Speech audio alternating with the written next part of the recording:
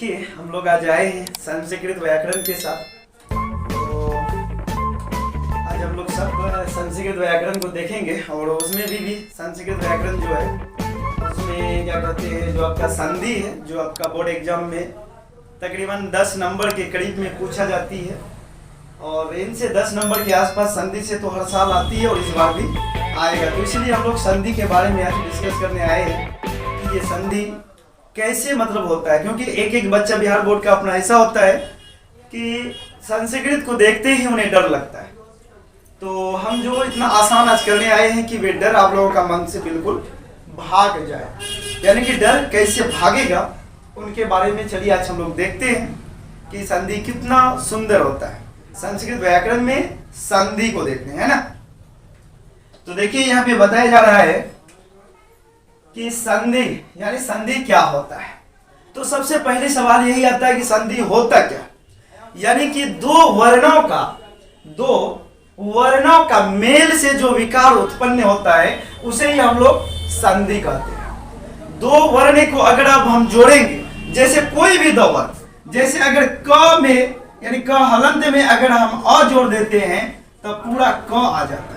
तो उसी प्रकार अगर हम दो वर्ण को जोड़ेंगे, बहुतों को आप लोग देखे होंगे, जैसे विद्या में अगर आलय लगा देता है तो कर देता है विद्यालय। तो आज हम लोग इसी को जानने आए हैं कि ये विद्या में आलय कैसे जोड़ेंगे, यानी कि क्या होती है जो विद्यालय बन गया, आखिर ये अ कहां चला गया। तो आज हम लोग इसी को जानने के लिए आए हैं। तो सबसे पहले हमें जानना होगा संधि। तो संधि क्या होता है, दो वर्णों के मेल से जो विकार उत्पन्न होता है उसे क्या कहते हैं, संधि कहते हैं। ठीक है, तो संधि जो होता है वे 3 प्रकार के होते हैं। संधि कितने प्रकार के होते हैं, 3 प्रकार का होता है। जो पहला होता है स्वर संधि, दूसरा होता है व्यंजन संधि और तीसरा होता है विसर्ग संधि। तो सबसे पहले आपको जानना पड़ेगा कि ये स्वर संधि क्या होता है, यानी ये स्वर संधि किसे कहते हैं। फिर हम लोग जानेंगे व्यंजन संधि किसे कहते हैं, फिर हम लोग जानेंगे विसर्ग संधि किसे कहते हैं। तो आइए हम लोग स्वर संधि की ओर चलते हैं। तो स्वर संधि जो होता है, स्वर वर्णों के साथ जो वर्ण का मेल होता है, यानी स्वर वर्ण के साथ जो वर्ण का मेल होगा उसे ही हम लोग कहते हैं स्वर संधि। बात यहां पे एक और आ जाती है कि सर ये स्वर वर्ण क्या होता है, तब ना वर्ण जोड़ेंगे। और ये वर्ण क्या होता है, एक स्वर वर्ण, फिर ये वर्ण क्या होता है। स्वर वर्ण आपका हो गया अ, आ, ई, हर्षेउ, दुर्गेउ, री, लिरी, ये सब जितना भी है ये टोटल आपका स्वर वर्ण के अंतर्गत आता है। और आप वर्ण की बात करते हैं तो वर्ण क्या है बच्चों, यहां देखो, ये जो क जो हलंत है यही वर्ण कहलाता है, यानी कि जिनका टुकड़ा और कभी नहीं किया जा सकता है उसे ही वर्ण कहते हैं। और ये जो पूरा क है इसका हम लोग टुकड़ा कर सकते हैं तो इसे अक्षर बोलते हैं। समझे ना, इनको क्या बोल देते हैं, अक्षर बोल देते हैं, क्योंकि इसका टुकड़ा किया जाता और इसका टुकड़ा कभी नहीं होगा, इसीलिए इन्हें हम लोग वर्ण कहते हैं। क्योंकि वर्ण का कभी खंडित नहीं किया जा सकता है लेकिन अक्षर को तोड़ सकते हैं। तो दो वर्णों को मिल करके तब अक्षर का निर्माण किया जाता है। ठीक है, तो वर्ण समझ गए और मतलब क्या कहते हैं, स्वर वर्ण भी समझ गए। तो स्वर वर्ण और वर्ण के मेल से जो विकार पैदा होगा या जो मिलेगा, जो बनेगा, उसे ही हम लोग कहते हैं स्वर संधि। उसे ही क्या कहते हैं, स्वर संधि कहते हैं। ठीक है, तो स्वर संधि का भी पूरे 5 भेद होता है। यहाँ है संधि का 3 भेद, लेकिन यहाँ पर जो है वो स्वर संधि का भेद है। ठीक है, यहाँ है संधि का भेद। ये मत बोली दीजिएगा कोई अगर संधि पूछेगा तो 3 प्रकार का, नहीं। स्वर संधि जो होता है उनका भी 5 प्रकार होता है, जिनमें पहला है आपका दीर्घ संधि, दूसरा है गुण संधि, तीसरा है वृद्धि संधि और चौथा है यन संधि और 5वां है आयादी संधि। तो सर दीर्घ संधि क्या होता है, अब इनके बारे में हम लोग जानेंगे। ये दीर्घ संधि आप लोगों को बार बार पूछा जाती है, गुण संधि बार बार बोर्ड एग्जाम में पूछा जाता है, यानी कि बोर्ड एग्जाम वाले ने रट्टा लगा के बैठ गया है कि स्वर संधि आपको पूछना है, और वो भी स्वर संधि का लगभग यहाँ से पूछा जाती है। आपका ऑब्जेक्टिव से लेके सब्जेक्टिव तक के अंदर में आ जाता है। ऑब्जेक्टिव में आजकल तो अक्सर आपको ऑब्जेक्टिव में ज्यादातर देखने को मिलेगा। तो चलिए अब हम लोग जानते हैं कि दीर्घ संधि किसे कहते हैं। अब इनका डिफिनेशन आप लोगों को बता देते हैं।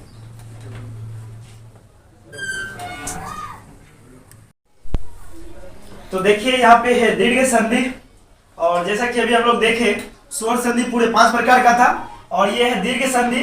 तो दीर्घ जो संधि होता है ये क्या होता है? दीर्घ संधि में क्या होता है? दो समान स्वर, यानी दो अगर समान स्वर को अगर हम मेल कराएंगे यानी जुड़ाएंगे तभी जाकर के दीर्घ संधि का निर्माण करेगा। दो समान स्वर को एक साथ जोड़ देने पर दीर्घ स्वर का निर्माण कर देता है। क्या कर देता है? दो समान स्वर को जोड़ देने पर दीर्घ स्वर का निर्माण करता है। तो दो समान स्वर क्या होता है? तो दो समान स्वर जैसा कि आप देख सकते हैं, अगर अ में अगर हम अ मिला दे तो क्या बन जाएगा बच्चों? आ बन जाएगा। क्या बन जाएगा? आ बन जाएगा। अगर हम आ में अगर अ को मिला दे तब भी क्या बनेगा? आ ही बनेगा। क्या बनेगा? आ बनेगा। अगर हम अ में आ को मिला दे तब भी क्या बनेगा? आ बनेगा। क्या बनेगा? आ बनेगा। जैसे कि आप देख सकते हैं, जैसे रमाधन आयन, रमाधन क्या है? आयन है। अब इसको अगर जोड़ना है आपको, रमा में आयन जोड़ेंगे तो क्या बनेगा? तो ध्यान दो क्या बनेगा। रमा क्या बोल रहा है यहाँ पे? रमा क्या बोल रहा है? रमा मतलब कौन आ रहा है? अ आ रहा है। कौन आ रहा है प्यारे बच्चों? अ आ रहा है। और धन है, धन दे दिए। आयन यहाँ पे आपको दिख रहा आ है। क्या है? आ है। देखो यहाँ पे क्या है? आ है। यानी अ में आ को अगर जोड़ देंगे क्या बनेगा? आ बन जाएगा। क्या बन जाएगा? आ बन जाएगा। तो यहाँ पे र और ये म पूरा, उसके बाद क्या बना? आ बना। यानी ये विसर्ग और अ जाकर के आ बनाया तो आ लगा। उसके बाद क्या है? य न, रामायण। क्या हो गया? रामायण हो गया, है कि नहीं? रामायण हो गया। अगर आपको दे दिया, मान लेते हैं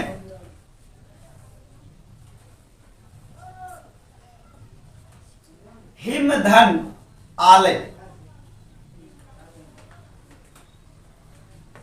हिमधन आलय, तो यहां पे बात कीजिए। देखिए हिमधन आलय यानी हिम में क्या है?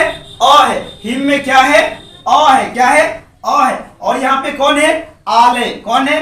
आलय यानी आ है कि नहीं? अ और अ मिलकर के फिर से क्या बनाएगा? आ बनाएगा। क्या बनाएगा? आ बनाएगा। तो ये दोनों को अगर हम जोड़ेंगे तो यहाँ पे देखिए होर्सी का जैसा का वैसा और म का क्या हो जाएगा? म। उसके बाद आ जो है वे आ आकर में आ जाएगा, मात्रा लग जाएगा और ये आ खत्म तो बचा ल लगा दिए और य जैसा का वैसा, यानी क्या हो गया? हिमालय। क्या हो गया? हिमालय हो गया। समझ में आ गया ना? तो उसी प्रकार अब आगे यहाँ पे बात होगी गुण संधि का। किनका बात होगा? गुण संधि का। ये गुण संधि क्या होता है? यानी अ अथवा आ के बाद, अ या आ के बाद अगर कोई दीर्घ संधि आ जाए, अगर कोई क्या आ जाए? दीर्घ संधि, यानी हर्षे ई हो या हर्षे उ हो या री, ये तीनों में कोई अगर आ जाए तो अ को अगर हर्षे ई के साथ मिलाएंगे तो ए बन जाएगा। अगर हम अ को हर्षे उ से मिला देंगे तो अ बन जाएगा। अगर हम अ को री से मिला देंगे तो अर बन जाएगा। ये किनका गुण है? किनका है? गुण संधि का है। किनका गुण है? ये गुण संधि का। यानी अ में हर्षे ई मिलने से ए बन जाता है और अ में हर्षे उ मिलने से अ और अ में री अगर मिल गया तो और बन जाता है। समझ में आ गया कि नहीं है? अगर आपको दे दिया देवे धन इंद्र, देवे धन क्या दिया? इंद्र, और आपको बोलेगा इसे जोड़ो तो क्या बनाइएगा? क्या बनाइएगा? देखिए देवे ए है। क्या है? ए है और ई है। ए और ई दोनों मिलेगा, है ना? ए यानी ए और ई मिलेगा।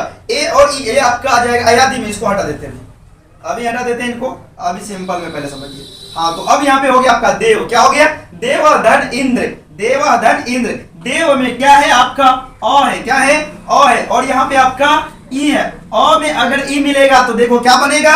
अ में ई मिला है तो ए बना है। अ में अगर ई मिला देंगे तो ए बन जाएगा। इसीलिए यहाँ पे क्या हो जाएगा? ये दे जैसा का वैसा रहेगा और ये वो है जैसा का वैसा रहेगा। और यहाँ पे अ और ई मिल करके ए बनाया। क्या बनाया है? ए। तो यहाँ पे ए लग गया और यहाँ से ई खत्म हो गया तो ये नौदर संजू, यानी अब क्या हो गया? देवेंद्र हो गया। क्या हो गया? देवेंद्र। तो समझ रहे हैं आप लोग ना बढ़िया से?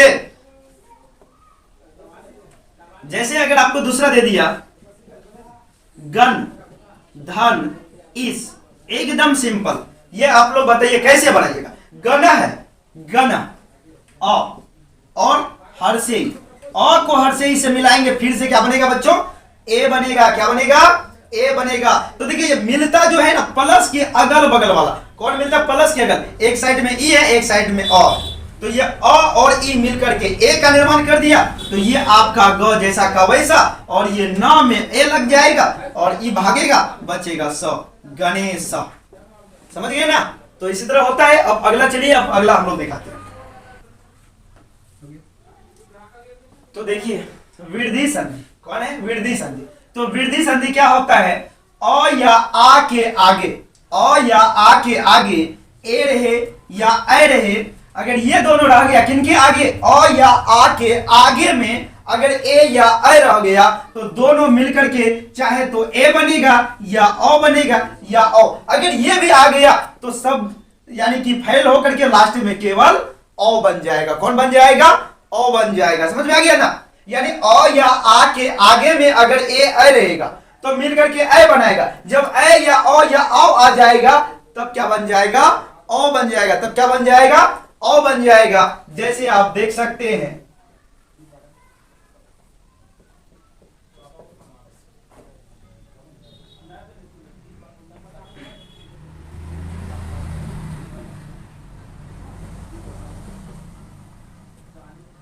एक धन एकम, एक धन क्या है, एकम।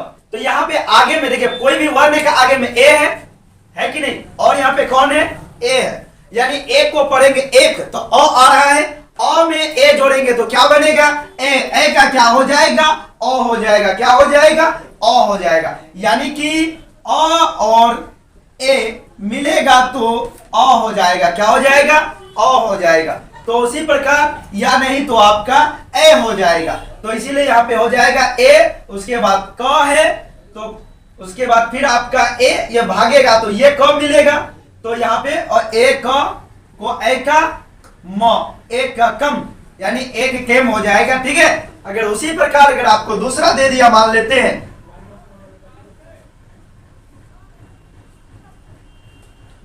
अगर दे दिया सदा धन एव, क्या दे दिया है, सदा धन एव, तो सदा आ है, आ में कौन जुट रहा है बच्चों, ए जुट रहा है। तो क्या बनेगा, क्या बनेगा, ए बन सकता है। क्या बन जाएगा, ए बन जाएगा। समझे कि नहीं, या अ बन जाएगा।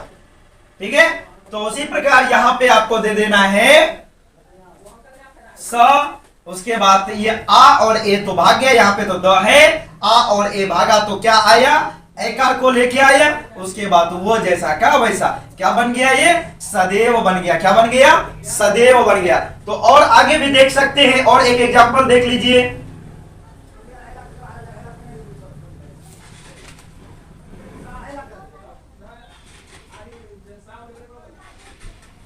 महाधन औषधि, औषधि, इसको अगर जोड़ेंगे तो क्या बनेगा, महा कौन है, आ है, और कौन है, अ है कि नहीं। तो ये दोनों को अगर जोड़ेंगे तब भी आपका दीर्घ बनेगा, मतलब अ ही बनेगा। दीर्घ बनकर के क्या बन जाएगा, क्योंकि ये दोनों में दीर्घ कौन है, तो यही है। दीर्घ का मतलब होता है बड़ा, तो बड़ा आपका अ है, तो बड़ा ही बनता है। तो यहां पे हो जाएगा म हो औकार सधी, महौषधि हो जाएगा। समझे ना, क्या हो जाएगा, महौषधि हो जाएगा। समझ गए ना। इस प्रकार से इनका होता है। और अगला है आपका यन संधि। क्या है, यन संधि, यानी दीर्घ हर्षेयी ड री या लिड़ी के परे कोई दूसरा स्वर, यानी इनके अलावा कोई दूसरा स्वर आ गया तो आपका हर्षेयी का य हलंत हो जाएगा। अगर हर्षेय रहेगा तो वो हलंत हो जाएगा, और री रहेगा तो र हलंत हो जाएगा, और लिड़ी रहेगा तो आधा ल हो जाएगा। हलंत का मतलब होता है स्वर आधा। समझे ना। हर्षेयी का आधा य, हर्षेय का आधा व, और री का आधा र, लिड़ी का आधा ल। कब होगा, जब हर्षेयी ड री या लिड़ी के परे कोई दूसरा, यानी इनके अलावा कोई दूसरा आ जाएगा। जैसे एग्जांपल में देख सकते हैं आप, प्रतिधन एकम, एकम बराबर क्या होगा, या प्रति धन एकम बोलेगा तब क्या दीजिएगा। ये दो सवाले हैं, यहां पे आप क्या दीजिएगा। अगर मान लेते हैं प्रति, ती क्या है, ई है, क्या है, ई है। और एकम मतलब ए है, ई और ए। देखिए बदले में क्या आता है, ई का बदले में यह हलंत आ जाता है। क्या आ जाता है, यह हलंत आ जाता है। वो रहेगा तो वह हलंत आ जाएगा। तो यहाँ पे ई है तो क्या होगा, यह हलंत हो जाएगा। क्या हो जाएगा, यह हलंत।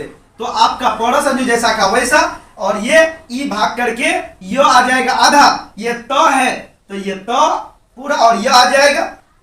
उनके बाद ये ए तो खत्म, बचा को और म। क्या हो गया, प्रत्येकम। समझ गए। और आगे आइए, आगे है प्रतिधन एकम।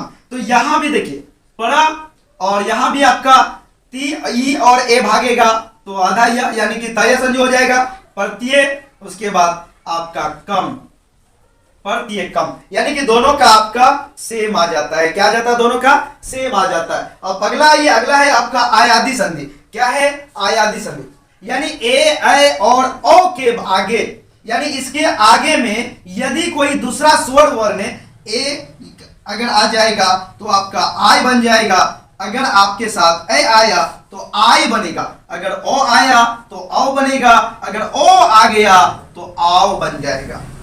यानी ए से ऐ से आय, ओ से औ से आओ, इस तरह का बन जाता है। इनके लिए एग्जाम्पल देखिए, एग्जाम्पल दे दिया, ने धन अयम, ने धन अयम में अय जोड़ना है। ने में क्या जोड़ना है, अय जोड़ना है। तो यहाँ ने क्या आया, ए आ रहा है। क्या आ रहा है, ए आ रहा है। उसके बाद अयनम तो अ आ रहा, यानी ए और अय का बदले में कौन, यानी ए के बदले में कौन आ रहा, अय आ रहा। कौन आ रहा, यानी अय, य आधा है ना, अ पूरा। तो यहाँ पे हो जाएगा ने, यानी न, और य आपका उधर अ और य यानी आय आ रहा है, यानी सभी अय आ रहा है। तो यहाँ पे हो जाएगा न, उसके बाद यह अ और ए दोनों भाग गया तो आय, यानी आ लाया, अय है ना, हाँ अय है, आय नहीं अय है। तो ने और ए यानी न और ये अ भागेगा तो बनेगा य और म, हो जाएगा नयम। क्या हो जाएगा, नयम हो जाएगा। उसी प्रकार यहाँ गए, क्या है, गे, यानी ए धन अक अ, ए का क्या बन जाएगा, ए का बन जाएगा आपका आय। क्या बनेगा, आय। उसी प्रकार इसका बना था अय, तो इसका बनेगा आय। तो यहां पे हो जाएगा आपका ग, उसके बाद आय है तो आपका हो जाएगा या, उसके बाद क है तो आपका क, गा या क। उसके बाद है प अनम, तो अ क्या है यहाँ पे, अ और अनम यानी अ और अ मिलकर के, यानी अ का क्या हो जाएगा, अ हो जाएगा। क्या हो जाएगा, अ, यानी य आएगा। क्या आएगा, य आएगा। तो ये आपका हो जाएगा प, उसके बाद हो जाएगा व और न म, पवनम। समझ गए ना, ने का नयन, गे और अक मिलके गायक, और प और अनम मिलकर के पवनम। तो और अगला हम लोग फिर व्यंजन संधि को देखते हैं।